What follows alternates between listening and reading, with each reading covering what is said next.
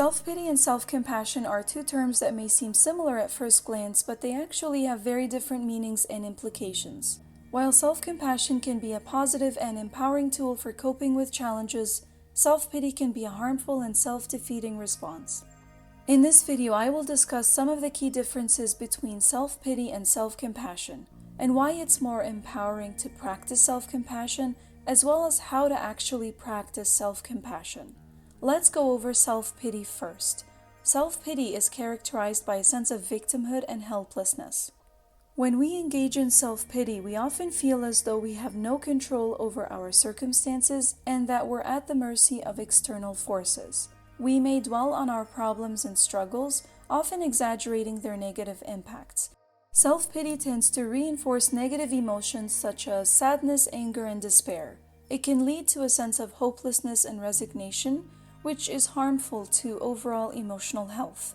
It also often leads to inaction, where we feel as though there is nothing we can do to improve our circumstances. We may become stuck in a cycle of rumination and despair, which can make it difficult to take positive steps forward. In contrast, self-compassion is the act of treating ourselves with kindness, care, and understanding in the face of personal difficulties, setbacks, and failures. It is characterized by a sense of agency and self-awareness. When we practice self-compassion, we acknowledge our challenges and difficulties, but we also recognize our strengths and capabilities. We may seek help and support from others, but that doesn't mean that we feel powerless or hopeless. Self-compassion can promote positive emotions such as gratitude, kindness, and self-love. It can help us feel more connected to others, more understanding and compassionate towards them, and more hopeful about the future. It also motivates us to take action and seek out solutions, and become more likely to take positive steps to address our challenges. Self-compassion also helps to reduce the power that negative feelings have on us. When we're able to respond to our own difficulties with self-compassion, we're less likely to experience intense emotional reactions such as shame or self-blame, for example. So this means that self-compassion can help improve and support our emotional regulation. Because when we're able to approach our own negative emotions with kindness and understanding, we enable ourselves to better manage strong emotional responses such as anger, fear, or sadness. We feel comforted by our own internal self-talk, which leads to a greater sense of resilience and emotional stability, less intense mood swings, and a reduced likelihood of becoming consumed by powerful negative feelings like depression or anxiety. This can help promote greater self-esteem and a greater sense of self-worth. When we treat ourselves with kindness and understanding, we're less likely to experience feelings of inadequacy or self-doubt. Instead, we may feel more confident in our abilities and more accepting of our limitations, which leads to greater overall self-esteem and self-worth, and supports a more positive outlook on life.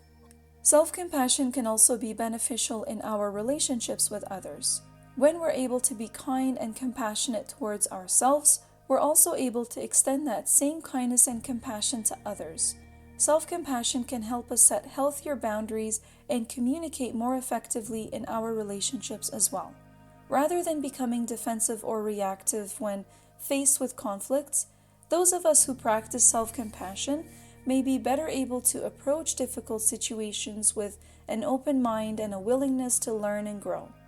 With all of that being said, you might be wondering, how do you actually practice self-compassion? Well, I want to share with you 5 ways that you can start practicing self-compassion today. And number 1 is to simply be aware of your self-talk. Pay attention to how you talk to yourself, especially during difficult times.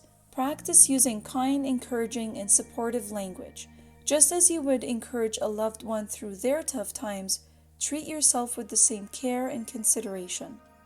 Number 2 is to practice self-care, which involves taking care of your physical and emotional needs by getting enough sleep, eating a healthy diet, exercising regularly, and engaging in activities that bring you joy, such as a hobby, for example. When you take care of your physical and emotional needs, you're sending a message to yourself that you are important. Number 3 is to practice mindfulness, which involves practicing being present in the moment and accepting your thoughts and emotions without judgment. This can help you develop greater self-awareness and a greater sense of compassion towards yourself. When you notice yourself having negative thoughts, simply observe them as you would observe the traffic in front of you on the road. Or simply envision placing each negative thought on a cloud and watching the cloud float away. Number 4 is to practice self-forgiveness. This means recognizing that everyone, including yourself, makes mistakes and that it's okay to forgive. To literally say to yourself out loud, "I forgive you," because failure is an inevitable part of the process. Instead of dwelling on past mistakes, focus on learning from them and moving forward. And lastly, number 5 is to seek support. This can involve reaching out to trusted friends or family members, reaching out to a therapist, or reaching out to a support group for guidance and encouragement. When you're self-compassionate, you don't interpret asking for help as a sign of weakness. Instead, you view it as an empowering step towards your self-improvement and growth. I hope that this video has helped clarify the key differences between self-pity and self-compassion, and I hope that it highlighted just how important and beneficial it is to adopt and maintain a self-compassionate mindset. And if you like the content in this video and want to see more like it, then I invite you to subscribe to my channel. Thank you all so much for watching this video, and I'll see you in the next one.